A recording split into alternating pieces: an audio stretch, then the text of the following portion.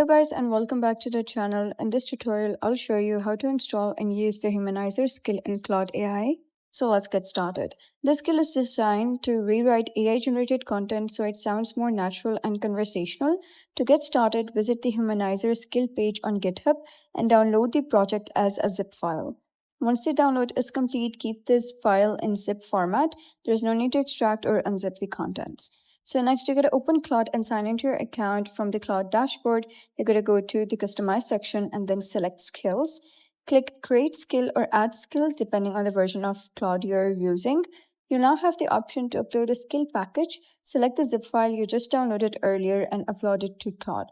After the upload finishes, the Humanizer skill should appear in your list of available skills. Now you're going to start a new conversation in Claude and make sure the Humanizer skill is available for use in that chat.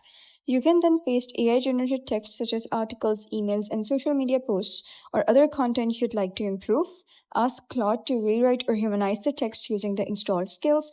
The Humanizer skill is designed to reduce common AI writing patterns and make the content feel more natural and easier to read. So once Claude generates the revised version, review the output and make any final edits you need before publishing or sharing it.